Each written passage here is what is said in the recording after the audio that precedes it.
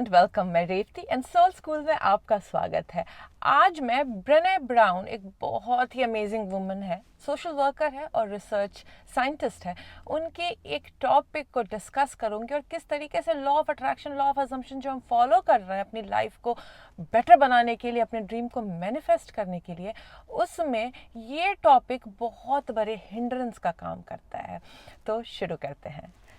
हम अगर law of attraction, law of assumption follow करते हैं तो उसमें सबसे इम्पॉर्टेंट है हमें जॉयफुल फील करना, हमें कनेक्टेड फील करना और सबसे इम्पॉर्टेंट हमें ये फील करना कि आई एम इनफ।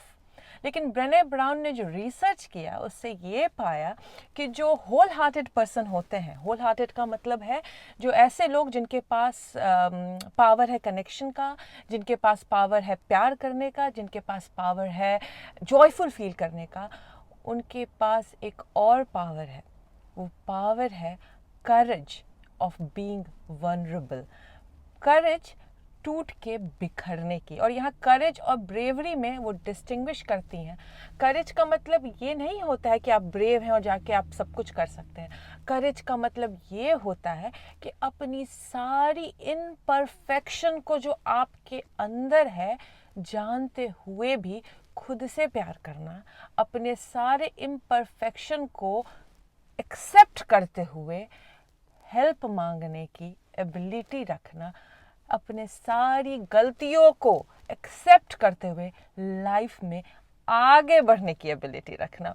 सो जो करेजियस पीपल होंगे वो ऐसे नहीं होंगे जो गलती नहीं करेंगे। करेजियस पीपल वो नहीं होते हैं जो अपनी कमियां नहीं जानते हैं। करेजियस पीपल वो नहीं होते हैं जो अपने आप को परफेक्ट समझते हैं। करेजियस पीपल वो होते हैं जो अपनी कमियां, खामियां, गलतियों के बावजूद उस चीज़ को एक्सेप्ट करके लाइफ को फुल्ली जीने की एबिलिटी रखते हैं। क्योंकि अगर आप लॉ ऑफ अट्रैक्शन में ये सिखाया जाता है कि बुरे थॉट्स, बुरे नेगेटिव चीज़ों को, यानी अगर फियर हो गया तो फियर को अवॉइड कर दो, अगर तुम नेगेटिव हो रहे हो तो नेगेटिविटी को अवॉइड कर दो। तो ब्रेने ब्राउन के रिसर्च में ये पाया गया कि अगर आप अपने नेगेटिव फीलिंग्स को नम करके इग्नोर करने लगते हो तो धीरे धीरे आप एबिलिटी भूल जाते हो जॉयफुल रहने की, ग्रैटिट्यूड में जीने की।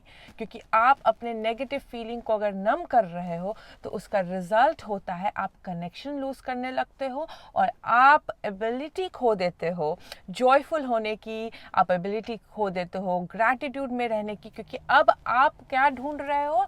परफेक्शन, और लाइफ इज नॉट परफेक्ट। और अगर आप परफेक्शन में रहोगे तो आप क्या करोगे? अपनी कमियों को ढकोगे। आप क्या करोगे? दूसरों के सामने परेशान होंगे कि मेरी कोई गलती ना कोई देख ले। और जब तक आप इस उधेड़-बुन में रहोगे आप कभी भी जॉयफुल नहीं रह सकते हो, आप कभी भी ग्रैटिट्यूड में नहीं रह सकते हो। और जब तक आप अंदर से खुश नहीं होगे आपकी बाहर की दुनिया खुशनुमा नहीं हो सकती है।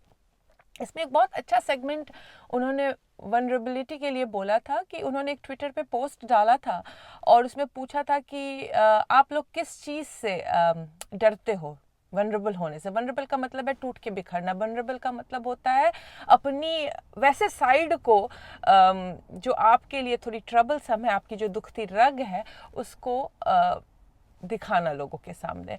तो कौन सी ऐसी चीज़ है जो आप वनरेबल फील करते हो करने में? तो कुछ 150 रिप्लाई आया था उन्हें, जिसमें से था कि इवन दो मैं थकी हुई हूँ, अपने हस्बैंड से हेल्प मांगने में डर रही हूँ क्योंकि मैं न्यूली मैरिड हूँ।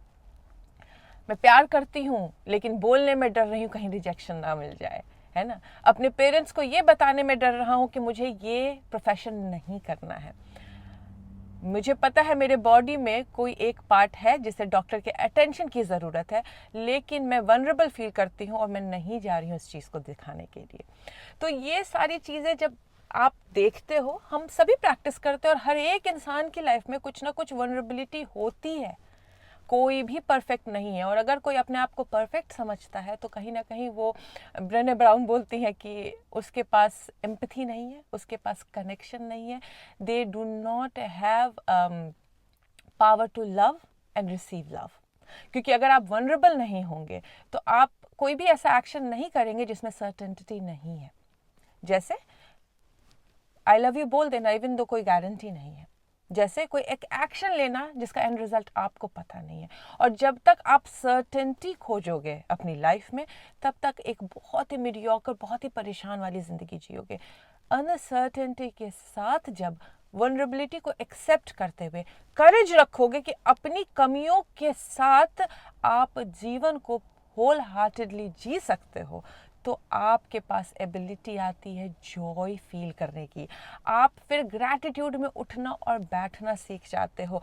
तब आप काइंडर होते हो अपने लिए भी और अपने आसपास के लोगों के लिए भी, क्योंकि काइंडनेस आप तब तक दूसरों के लिए प्रैक्टिस नहीं कर सकते हो जब तक आप खुद के लिए काइंड नहीं हो। तो जब आप काइंड खुद के लिए होगे तो ही आप दूसरों की तरफ काइंडनेस ऑफर करते हो। तो यहाँ पे एक और बहुत अच्छा सा सेगमेंट उन्होंने उठाया था इस पॉडकास्ट में। उन्होंने बोला था कि जैसे हम अपने बच्चों के साथ करते हैं, जब बच्चे पैदा होते हैं तो इतने परफेक्ट छोटे क्यूट से बच्चे होते हैं कि हम उनसे एक्सपेक्ट कर लेते हैं कि वो परफेक्ट होंगे। यानी 5th ग्रेड में उसको सॉकर टीम में एडमिशन होना है और बाय 10th उसको येल यूनिवर्सिटी में एडमिशन होनी चाहिए। जैसे इंडिया में आईआईटी की तैयारी 2nd स्टैंडर्ड से शुरू करवा देते हैं, क्योंकि उनको अपने बच्चों की परफेक्ट लाइफ चाहिए।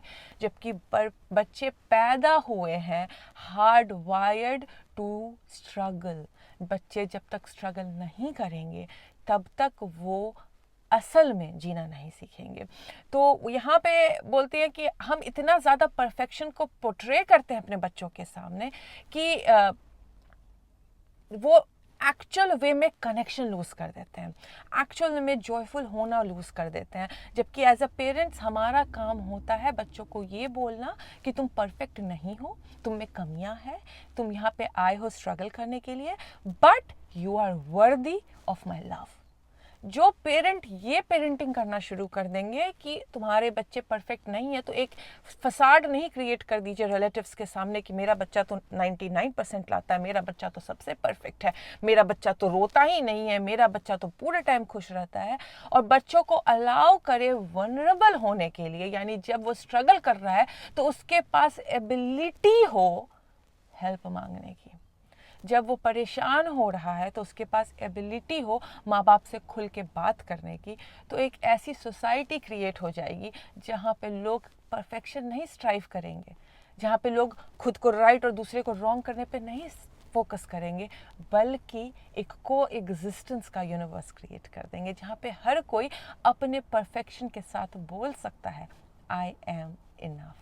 यहाँ पे लोग अफर्मेशन तो देते हैं I am enough, but do you actually feel you are enough? अगर आप अपनी बॉडी में चेंजेस करना चाह रहे हो, आप अपने लाइफ में चेंजेस करना चाह रहे हो और उन चेंजेस को ढक रहे हो, उन चेंजेस को छुपा रहे हो, कहीं किसी को मेरे सफ़ेद बाल ना दिख जाए, कहीं किसी को मेरे चेहरे की खामियां ना दिख जाए, कहीं किसी को मेरी लाइफ की खामियां ना दिख जाए। ये नहीं बोल रही हूँ कि आप तैयार नहीं हो सकते हो, मेकअप नहीं कर सकते हो, कर सकते हो, बट वो जो अंदर का डायलॉग चलता है कि ओ माय गॉड मेरे बाल ख़राब है, मेरी शक्ल ख़राब है, मेरी लाइफ ख़राब है, ओ माय गॉड मेरे रिश्तेदारों को ना पता चल जाए, ओ माय गॉड मेरे दोस्तों को ना पता चल जाए, ये ढकने की जो एटीट्यूड है ये आपको लाइफ में जॉय फुल्ली फील करने नहीं देता है। वो आपको कनेक्शन नहीं इस्टेब्लिश करने देता है लोगों के साथ, ताकि आप एक कहते हैं ना, एक फसाड क्रिएट करके रखा हुआ है कि मैं बहुत सक्सेसफुल हूँ, मैं बहुत अच्छा हूँ, मेरे पास इतना पैसा है, मेरे पास इतनी ये है, लेकिन अंदर क्या चल रहा है लोग नहीं दिखाते। लेकिन जिनके पास अपनी कमियों को भी दिखाने की एबिलिटी होती है वो असल में करेजियस होते हैं। और करेज होना बहुत इम्पॉर्टेंट है in order to live wholeheartedly, क्योंकि जो होल हार्टेड पर्सन होते हैं वो वनरेबल होने में घबराते नहीं हैं। मैंने आप लोगों के साथ कई एक टॉपिक इस यूट्यूब चैनल पर शेयर किया। जैसे मैंने घर खरीदा तो घर खरीदने के बाद क्या क्या प्रॉब्लम आए, बहुत ही वनरेबल टाइम था मेरा, लेकिन फिर भी मैंने आप लोगों के सामने शेयर किया कि भाई लॉ ऑफ अट्रैक्शन की कोच हूँ, मेडिटेशन सिखाती हूँ, स्पिरिचुअलिटी सिखाती हूँ, बोलती हूँ तुम जो चाहो वो क्रिएट कर सकते हो। बट मैंने भी इस घर को खरीदने के बाद परेशानी झेली, इस घर को खरीदने के बाद कुछ कॉन्ट्रास्टिंग तरीके से उस चीज़ को आगे बढ़ी। और आप लोगों के सामने उस चीज़ को शेयर करने के टाइम में ऐसा नहीं था कि मैं वनरेबल नहीं हुई थी, क्या सोचेंगे लोग, लेकिन फिर भी उस वनरेबिलिटी को एक्सेप्ट करते हुए आप लोगों के साथ जब मैं इस तरीके से एक्सप्रेस करती हूँ तो मेरे पास रियल मायने में जॉय आता है और मैं रियल चीज़ आप लोगों को बताती हूँ कि किसी की लाइफ परफेक्ट नहीं है। और जो ये क्लेम करते हैं कि मेरी लाइफ परफेक्ट है, वो सिर्फ और सिर्फ उनके पास एबिलिटी नहीं है वनरेबल होने की। तो आज आप लोगों के सामने ये वीडियो इसके लिए दिखा रही हूँ कि अगर आप इस वक्त स्ट्राइव कर रहे हो परफेक्ट होने की, अपने बच्चों के ऊपर प्रेशर डाल रहे हो परफेक्ट होने की, अपने ऊपर प्रेशर डाल रहे हो परफेक्ट होने की, तो याद रख लीजिए आप तब तक जॉयफुल नहीं फील करोगे जब तक आप अपनी लाइफ में अपनी इम्परफेक्शंस को देख के शेमफुल होना बंद करके एक्सेप्टेंस नहीं लाओगे। There is nothing wrong in your life. हर एक इंसान की लाइफ में कुछ दुखती रग होती है और उन दुखती रगों को एक्सेप्ट कर लो तो आप मूव पास्ट हो जाते हो और तब ट्रू सेंस में जॉयफुल फील करते हो, तब ट्रू सेंस में आपके पास एबिलिटी आती है कनेक्शन की, तब आप अनसर्टेनिटी को एक्सेप्ट करते हो और सर्टेनिटी होने के बाद ही एक्शन लूँगा ऐसे माइंडसेट से बाहर निकल जाते हो। तो आज इसे मेरी रिक्वेस्ट आप लोगों से होगी, अपनी लाइफ की इम्परफेक्शन को भी खुल के बोलने की एबिलिटी लाइए। अगर परेशान हो रहे हैं किसी चीज़ से तो हेल्प मांगने की एबिलिटी रखिए। अगर आपको लगता है ये आपके लिए नहीं सही है तो खुलकर एक्सप्रेस करना शुरू कीजिए, क्योंकि अगर आप अपने नेगेटिव चीज़ों को नज़रअंदाज करेंगे, कहते हैं ना कचरे को कारपेट के अंदर छुपा देंगे, तो आप ट्रू सेंस में कनेक्शन कभी एस्टैब्लिश नहीं कर पाएंगे अपने लव्ड वंस के साथ। आप हमेशा एक फसाड क्रिएट करोगे और आप चारों तरफ भीड़ होगी लेकिन अंदर लोनली फील करोगे, क्योंकि आपने तो क्रिएट कर लिया है अपना एक ऐसा इमेज जिसको खुद ही से तोड़ने को रेडी नहीं हो आप। तो आप अपने इस इमेज बिल्डिंग के तरीके को चेंज कीजिए। अपने रिश्तेदारों, अपने दोस्तों, अपने लव्ड वंस, अपने परिवार के अंदर अपनी गुड क्वालिटी शोज तो करते हैं, साथ में साथ अपनी इम्परफेक्शन को भी खुल के सामने लेके आइए। एक छोटी सी बात बता रही हूँ कि मैं बहुत बड़े जॉइंट फैमिली में पैदा हुई। उस जॉइंट फैमिली में एक बहुत अच्छी चीज़ थी जिसको उस वक्त मुझे लगता था कि बहुत बुरी चीज़ है, लेकिन आज समझ में आता है कि क्यों इतने सालों तक वो जॉइंट फैमिली सरवाइव किया और क्यों आज मेरे पास एबिलिटी है लोगों को फॉरगिव करने की। जनरली क्या होता है, खास करके इंडिया में माँ बाप या बड़ों को इतनी रिस्पेक्ट दी जाती है कि बड़ों की इम्परफेक्शन, बड़ों की कमियां हम नहीं दिखाते हैं बच्चों को, है ना। परफेक्ट दादाजी, परफेक्ट दादी, परफेक्ट चाचा, परफेक्ट माँ, परफेक्ट बाप, मतलब उनकी कमियां बच्चे देखते ही नहीं है, क्योंकि हम बच्चों के सामने बिल्कुल परफेक्ट लाइफ दिखाते हैं, है कि नहीं।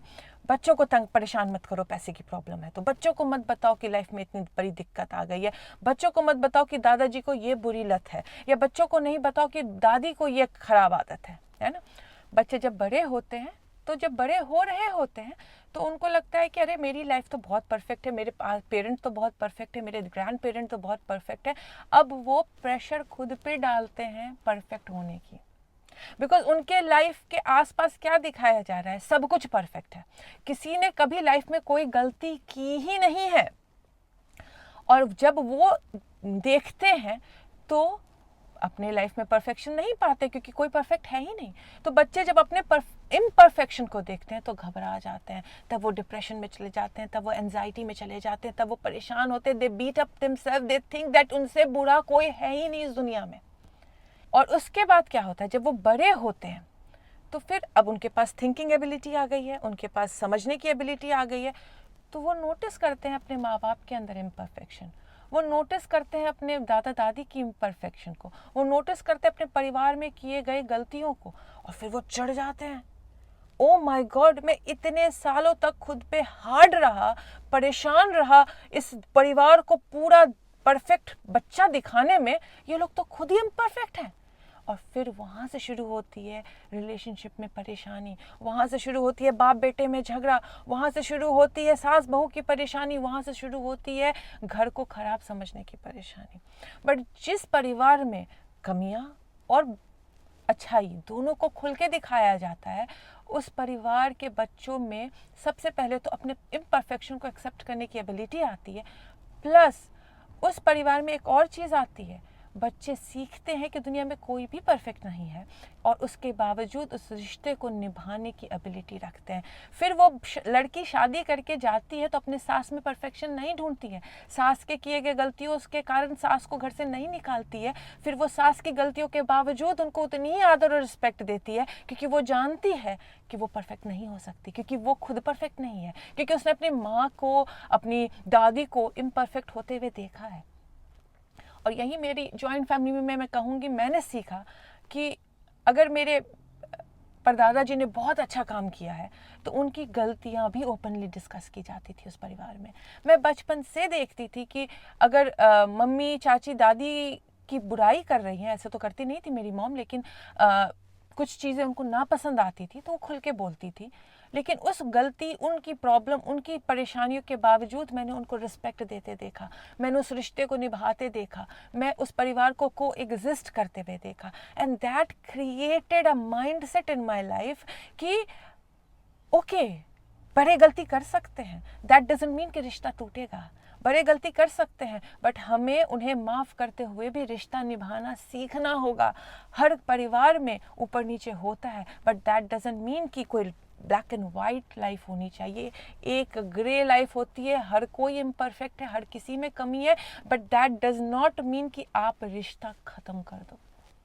And that created such a big personality in me कि लाइफ में शादी के बाद कितनी भी अप्स एंड डाउन्स आई, ना तो मैंने कभी डिसरिस्पेक्ट किया अपने बड़ों का, ना मैंने कभी रिश्ता तोड़ने की कोशिश की, हमेशा रिश्ता निभाना सीखा।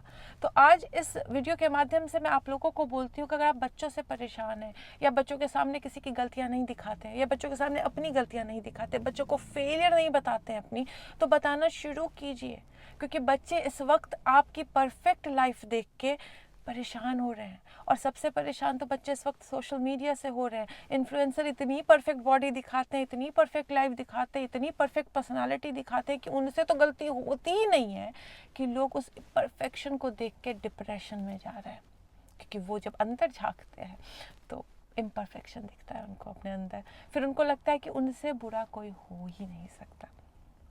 हमें एक बहुत कंपैशनेट वर्ल्ड बनाने की ज़रूरत है। हमें एक ऐसा वर्ल्ड बनाने की ज़रूरत है जो वनरेबिलिटी को शेम ना दे, जो ये ना बोले कि oh my God how can you do that, वो ये बोले it's all right, let's move past it.